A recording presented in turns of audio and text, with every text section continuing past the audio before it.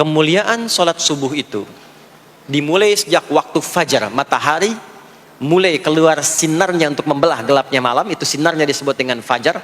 Nanti subuhnya saya terangkan di akhir. Sinarnya dibelah, membelah kegelapan malam, fajar shadiq.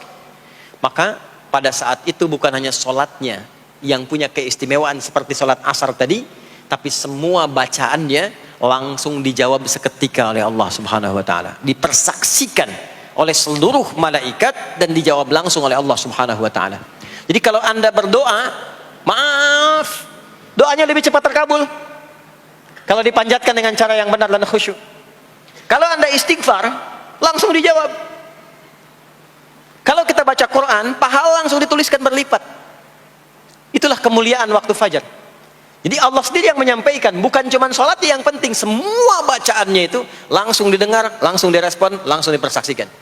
Karena itu ada anjuran bahkan dari Al-Quran, dan ini dikerjakan oleh semua sahabat, saking pentingnya sholat subuh itu, waktu fajar itu, bahkan mereka bangun dan menunggu sebelum tiba fajar. Maka disitulah muncul kemudian tahajud. Maka muncullah kemudian istighfar sebelum waktu subuh. Ya, ada amalan. Ini saya mau kasih rahasia ya. Tapi tolong jaga, ini antara kita saja di sini. Ya, rahasia. Ada waktu sebelum subuh. Cuman 15 sampai 20 menit kurang lebih. Ingat ya, kalau dikonversi sekitar 15 sampai 20 menit waktunya. Namanya waktu sahar. Sahar, jamaknya ashar. Jamak itu karena setiap hari oleh Allah dikasih itu.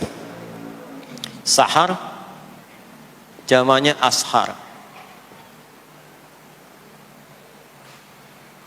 Rahasianya di mana? Bapak Ibu, ini waktu yang paling cepat untuk terkabulnya doa. Anda mau minta apa? Saya hadisnya qudsi. Ibadi, kata Allah, hambaku, siapapun yang bermohon sekarang aku kabulkan, yang minta aku berikan. Wa man istaghfara li ghafartu lah. Siapa yang minta ampunan, istighfar, aku ampuni dia sekarang juga. Baik. Bapak Ibu begini, saya tanya nih, kalau ditawarkan minta apa saja diberi, ya, terus minta ampun juga diampuni, pilih mana? Minta apa saja diberi, mau minta apa saja, atau mau minta ampunan istighfar, pilih mana?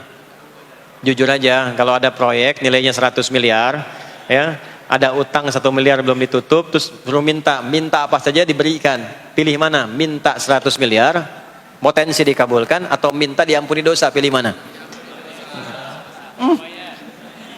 Pilih salah satu, nggak usah dua-duanya. Oh, ada tawaran dikasih 100 miliar atau diampuni dosa, pilih mana? Ampuni dosa. Pelan banget ya.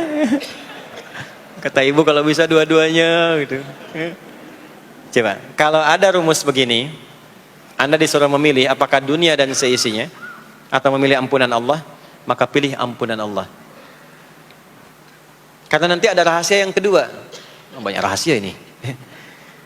Ada rahasia istighfar. Istighfar itu kalau sudah menyatu dengan jiwa kita, sudah terbiasa maksudnya. Biasa istighfar, dan jadi karakter, jadi kebiasaan. Bukan hanya pasca sholat, di mobil istighfar, di kantor masuk istighfar, sudah kebawa, udah refleks itu. Faidah keutamaan untuk orang yang rajin istighfar itu ada dua. Satu, diampuni dosanya oleh Allah, yang cirinya nanti akan dijaga dari maksiat. Ya, bukan maksum, karena maksum itu untuk para nabi. Untuk para nabi dan rasul. Manusia nggak ada yang maksum selain nabi dan rasul. Maksudnya apa? Diberikan petunjuk oleh Allah untuk menjaga diri. Sehingga ketika dosanya diampuni, dia nggak berbuat dosa itu lagi. Mata biasa melihat yang tidak baik. Tobat, diampuni dosa mata itu, cirinya adalah mata nggak senang lihat yang nggak baik lagi. Itu dosa mata diampuni. Ciri tobat diterima. Maka istighfar itu menggugurkan dosa-dosa dan menjaga kita dari perbuatan salah.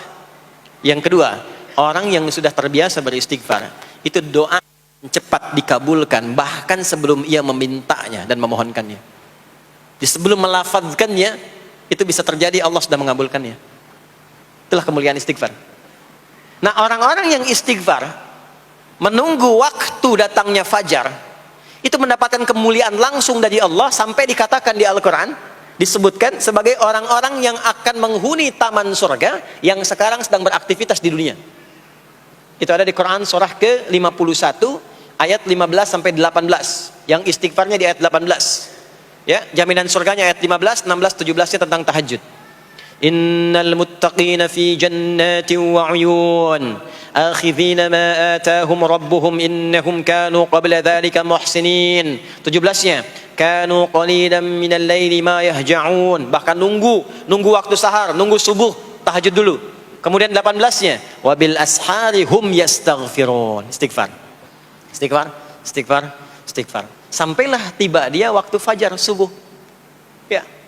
Itu selesai dia istighfar, dapat kesempatan subuh, sholat dulu 2 rakaat. Itu saking tingginya waktu itu, nilainya kata Nabi melebihi dunia dan seisinya. Melebihi dunia dan seisinya. Masya Allah. Makanya muncul kemudian sabda Nabi, raka'atul fajri khairum minad dunya wa ma fiha. 2 rakaat subuh ini daripada dunia dan seisinya. Itu asalnya di sini. Jadi memang subuh itu mesti diperjuangkan. Dan subuh itu generatornya, kalau subuh sudah bisa konsisten, yang lainnya ikut. Subuh itu kalau sudah konsisten, subuh ke masjid jamaah subuh, jamaah bangun tahajud, istiqamah, istighfar. Itu kalau subuhnya sudah bagus, yang lainnya ikut. Ya. Makanya ada kaum yang sekarang sangat khawatir jumlah orang Islam kalau sholat subuh itu seperti sholat Jumat, sangat takut itu.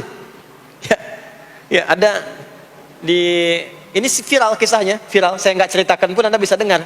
Ya, jadi ada golongan orang Yahudi yang selalu mengamati jamaah sholat subuh umat Islam, dan dia melihat, ya, ketika mulai ramai, dia mulai katakan, kenapa Anda selalu mengamati itu? Ya, sebab kami lihat kalau jumlah jamaah subuhnya sudah seperti sholat Jumat, itulah kemakmuran, kebangkitan dan kebaikan umat Islam akan tumbuh kembali. Jadi akan berpengaruh kepada yang lainnya. Itulah mudah-mudahan kegiatan perjuangan subuh, ya, ada pejuang subuh baik di Masjid Raya Pondok Indah, di masjid-masjid yang lainnya, memberikan keberkahan kepada kita, dan puncaknya adalah perubahan pada perilaku. Jadi kalau cuma berjuang datang subuh tapi tidak merubah perilaku, ada yang salah dengan itu semua. Ada yang tidak tepat, ada yang belum sempurna. Itu yang bisa kita sampaikan sebagai kajian pembuka kita di kesempatan kali ini. Mudah-mudahan ada manfaat yang bisa kita dapatkan. Kesimpulannya adalah salat adalah inti amalan kita yang bisa merubah alur kehidupan kita dunia dan akhirat. Salat kunci kebahagiaan, salat kunci kesuksesan, salat kunci datangnya rahmat Allah Subhanahu wa taala. 2, Allah meminta kita menunaikan salat 5 kali dalam sehari untuk memudahkan semua urusan kita di setiap waktu dalam sehari itu. Dan yang ketiga, di antara sekian 5 waktu itu ada waktu-waktu yang istimewa, yaitu asar, dan yang paling istimewa adalah subuh ataupun fajar.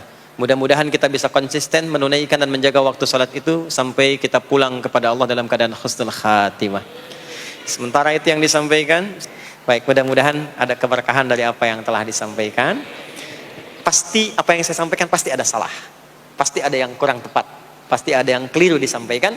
Mohon diingatkan supaya saya koreksi, tinggalkan yang salahnya, ambil yang benar, yang baik, yang kira-kira bisa diamalkan. Jauhi hal-hal yang bisa menjauhkan kita dari Allah, dan semoga kita semua diwafatkan dalam keadaan husnul khatimah insyaallah.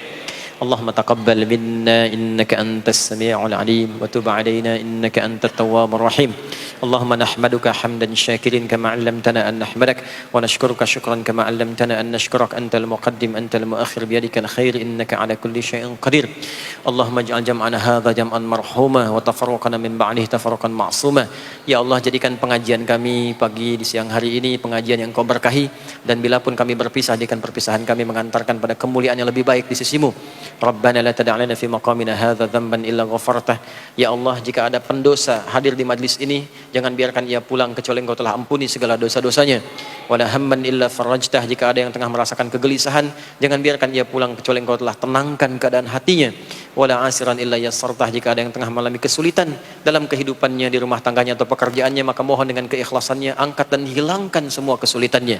Rabbana atina fid dunya hasanah wa fil akhirati hasanah wa qina adzabannar. Wa sallallahu ala sayyidina Muhammad wa ala alihi wa sahbihi ajma'in. Wa akhiru da'wana subhanakallahumma wa bihamdika nashhadu an la ilaha illa anta nastaghfiruka wa natubu ilaik. Walhamdulillahi rabbil alamin.